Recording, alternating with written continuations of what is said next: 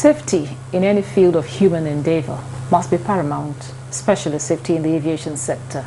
Just like in every other facet of the nation's economy, adherence to safety rules and regulations must also be prioritized. In order to ensure discipline and adherence to safety protocols in the aviation sector, the Nigerian Civil Aviation Authority has suspended operations of one of the airline's fleet. The suspension was issued through a letter dated July 12th, entitled Suspension of Parts of A3 and D43 of the operation specifications issued to airline with immediate effect. As a result, the affected airline is expected to suspend with immediate effect the operations of some of its aircraft in their fleet. The NCAA listed several occurrences that involve the Boeing 737 aircraft in the fleet of the airline that necessitated its action. The aviation regulator in the letter said it had constituted a team of inspectors to conduct an audit of the airline, adding that results of the audit must be found satisfactory by the authority prior to considering the restoration of the operation specifications to the organization to further operate the aircraft type. All these are to ensure the safety of everyone and ensure that all forms of operations are done with safety in mind. On Nigeria Today, we shall be providing answers to questions like what are the exact reasons for the suspension, to what extent will this action further promote safety in the aviation sector, what are the safety measures that airlines are expected to put in place before operations, what are the safety conditions that could guarantee and sustain an airline operation in Nigeria, what level of monitoring and supervision is in place to ensure compliance. I am your carrier, Clinton, and this is Nigeria Today. Welcome.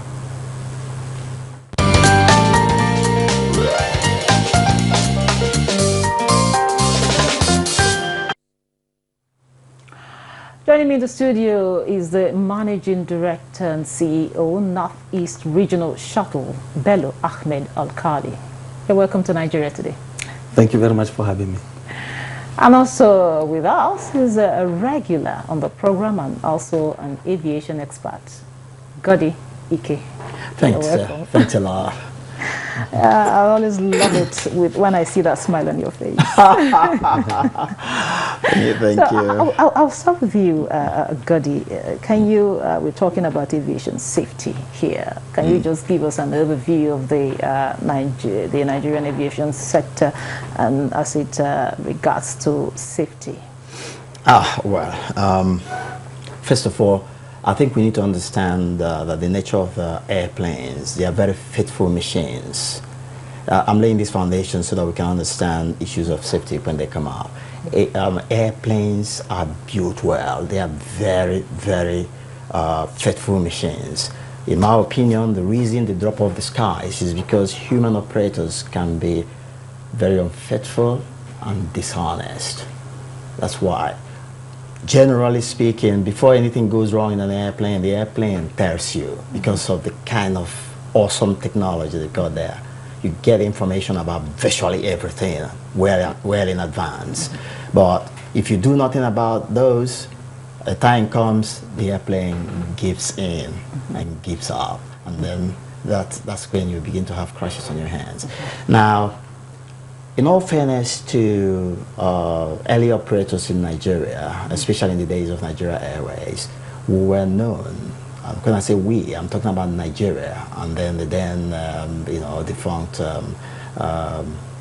Nigeria Airways, as the safest airline in this entire world.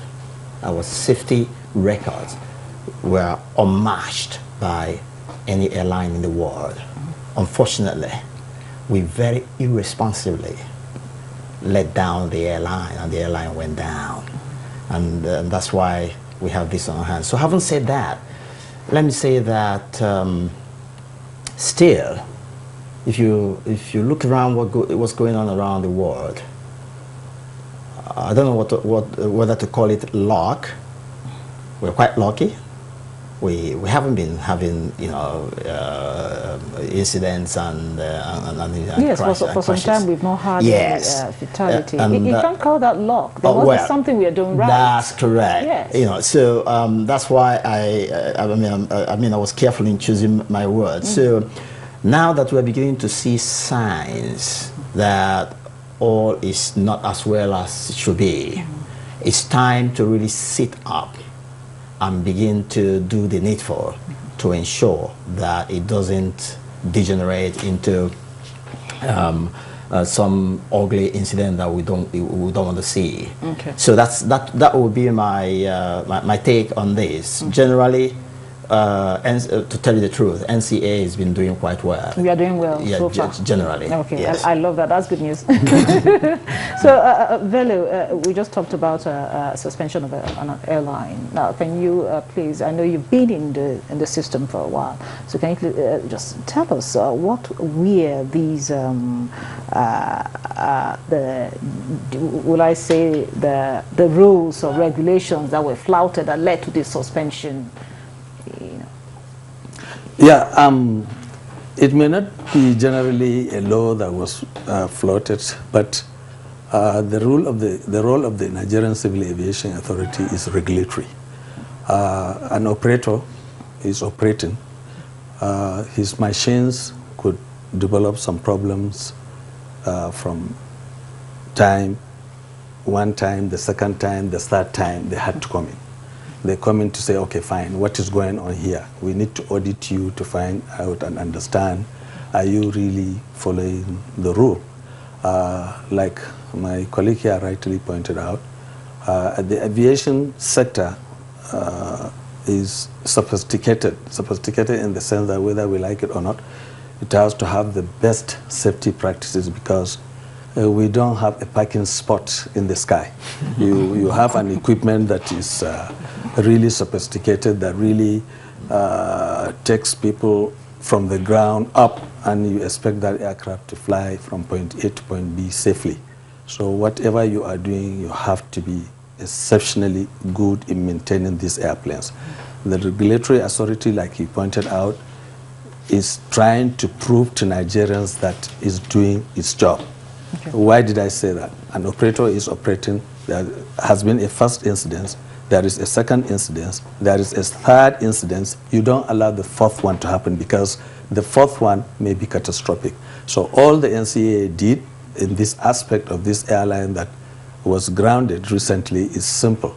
They had the first incident, they had the second incident, then they had the third incident, and they say, okay, fine.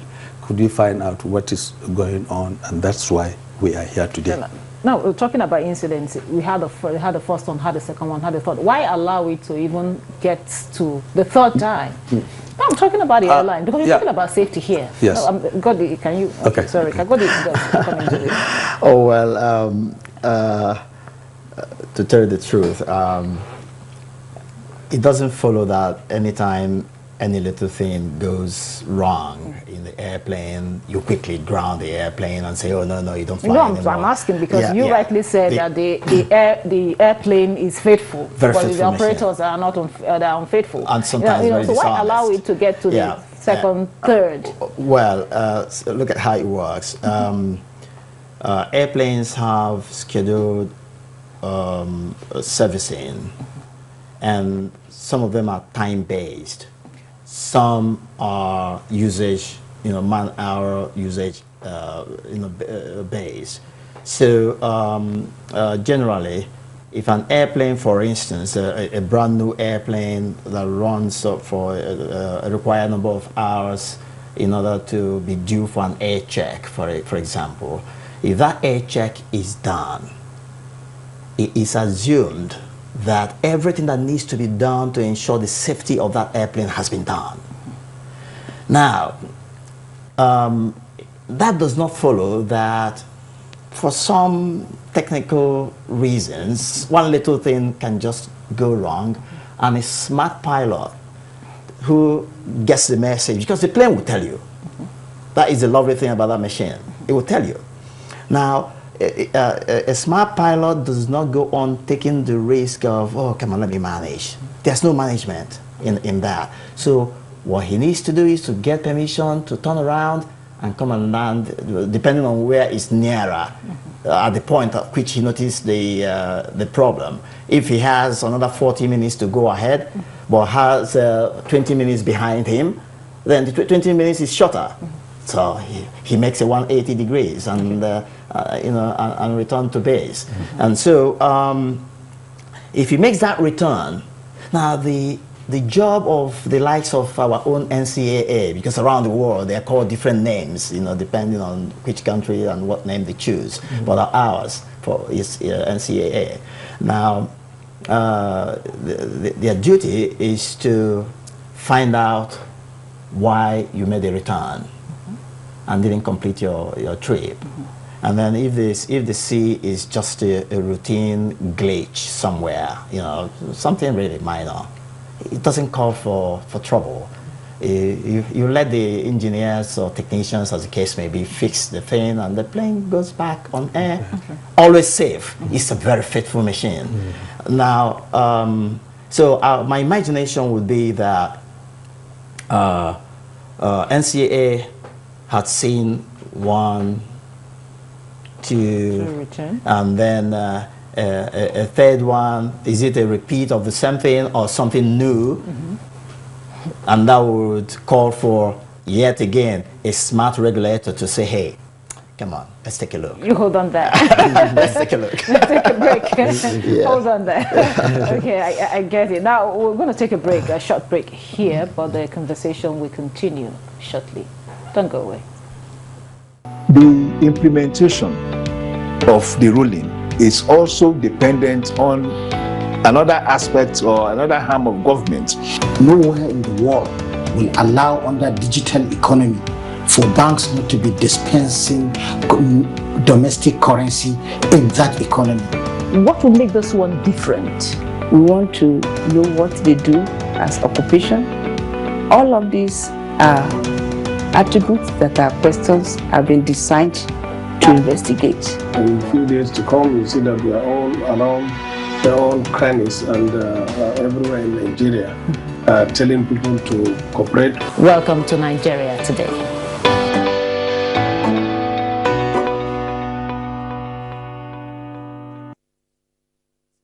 Welcome back. It is still Nigeria Today, and my guests are with me, Bello Ahmed Alkali and Godi Ike. Now, a report reaching us says that NAF has confirmed the crash of FT-7NI trainer aircraft with no loss of lives. Pilots ejected before crash. Gentlemen, this is, it's a crash, but at least good news, no lives were lost here. Now, Bello, I'll ask you with this one. Now, what are some of the challenges that are, you know, being, that the airline operation in Nigeria experienced that you think could jeopardize the aviation safety? Well, at this point in time, I will say we have challenges when it comes to acquisition of forex, for people to take their airplane out for either C-check or D-check, buying spares of these airplanes. We don't have much good workshops around that could handle our airplanes here. Yes, we have some facilities that have been certified, okay, to handle these airplanes, but there are some major checks that probably you have to send these aircrafts out. Even if you are doing it locally, you really need foreign exchange to buy these spare parts, because we don't produce spare parts of aircrafts in Nigeria. This is one of the major challenges operators are facing. Outside that, believe me, I must say I have to commend our local operators with the way they are handling things compared to the time he was mentioning of Nigeria Airways. He was involved with a lot of airlines. At that point, you're talking about Cabo, Okada, Oriental, Harka, ADC. We have seen a lot of situations whereby aircrafts are robbed in the ground to just rob an aircraft, go and fix it in another aircraft for it to fly. Today, you cannot do that. So all our airline operators are strictly following by the book. Whatever the regulations says about maintaining their airplanes, that's exactly what they are doing. I feel very comfortable, even though I stayed in the United States for 8, 9 years. By the time I got back home, I realized what has been happening is different from when I left it. So I feel comfortable to fly. I mean, come on. I enter airplanes that are extremely smooth, well-trained pilots and engineers that are actually top-notch. So somewhere along the line, like I said, we need to have a situation whereby the government will come in to support airline operators, especially when it comes to issues of maintenance of airplane. These are equipments that are really dollar-based. There is no way you can handle maintaining of airplanes without having access to Forex. That's one of the major issues that airline operators are facing in this country. Now, Godi, as much as we say we have challenges in the aviation sector, you will also agree with me that for some time we've not had any kind of serious, fatalities, major incidents.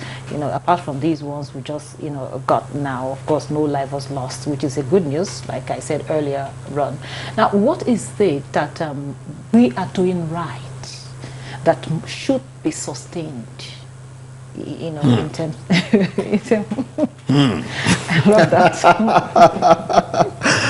Oh, well, if there's anything that really, or any body that should be complimented for the safety so far, give it solely to NCAA. Give it to them.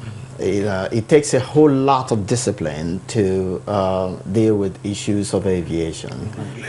A whole lot of discipline, and if you don't have it and if you don't understand it, you can always be fooled, and at the end of the day, you lose track of what you're supposed to be monitoring, and then something goes wrong, and then we have some very fatal incidents on our hands.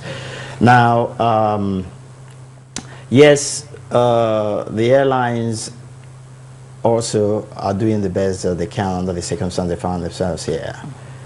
The only sad part that which I experienced during the last, FAN annual conference, when I saw the idea that based on the shortage of Forex, as he rightly mentioned, and the fact that our airplanes need to have the best maintenance schedules and activities in order to ensure safety, that we needed to create. Because as a researcher, I have taken time to look through successful airlines around the world and what are they doing, how are they doing their things in order to really ensure that people fly.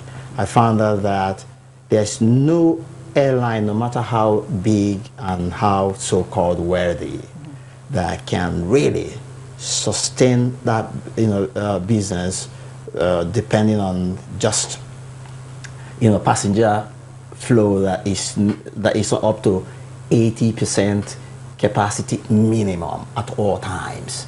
If you don't have those in place, be sure you're going to be running at a loss. And so schemes. We need to, first of all, I have recommended, it doesn't seem anyone is listening, we need to have airports in all the states of the Federation. Somebody say, oh, how are we going to manage this? I say, okay, here you go. India has about 360 airports and airstrips. They want Indians to fly. They want everybody to afford flying. Well, what's going on? There is interconnectivity scheme developed. Hold on, I'm coming to you. There's interconnectivity scheme, and then there is what is known as cross-subsidization scheme.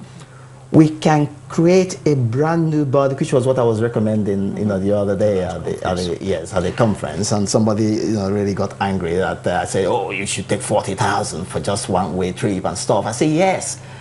We can do cheaper than that. Yeah, yes, we can develop cheaper than that. Wonderful. Now we can develop a scheme that ensures that all airlines operating in Nigeria get the best servicing of their planes without really touching that ticket money that they rake in. we can also create that another scheme within the same fold that ensures that all the pilots, because it's hard work, piloting, woo, hard work, it's not an easy work, that they get paid, you know, properly in order to be encouraged to continue to do their very touches job. I'll have to stop you there to allow Benny to talk about how possible can this be to, you know, reduce the cost of flying. Well, like you said, there has to be a kind of a support system. Yeah, correct. If we have the support system from the government, I hate it when I always mention from the government, but we are not there where we could say, okay, please, government, goodbye. We'll get there. It takes a while. But then, you talk about the government. What about the private sector? Where can they come in here? Yeah, you have like consultancy firms in other climes where they handle airport operations, they handle airlines, they handle even as fueling, catering. They now form consortium where such things that he is talking about could be handled. I mean, it's very easy. It's not anything difficult. But you see, the problem with Nigeria is everybody wants to be the boss. I am an owner of airline. I wouldn't want the other person to be the owner of the project we are handling today. We need to have synergy. We need to have cooperation between the airline operators for us to sit down and now say, okay, fine, forget about fuel supply. We have the capacity. I mean, if you can buy an aeroplane for $150 million, why can't we have a synergy? Why can't we have a consortium that will get us fuel at a cheaper rate? The cost of ticket today in Nigeria, I want to believe, is because of the cost of the fuel. The fuel has just skyrocketed beyond anybody's imagination. So whether the operator likes it or not, there is no way he could charge the 40,000 he is suggesting for him to break even from flying from Abuja to Maiduguri, which is about 1 hour, 20 minutes. So at the end, if we have a consortium, we have synergy, we have cooperation amongst the operators, they could form alliances, they could form organizations that could handle their project effectively. Oh, okay, now just shortly before we go, Godi, now we'll go back to the issue of the aviation safety. Now, what should be the role of stakeholders, you know, to ensure safety in our aviation We've said sector? it all. I don't know what else you want to hear. I want to hear more. I want to hear more. We'll say it all. Our colleague has also added flesh to the skeleton I was putting together.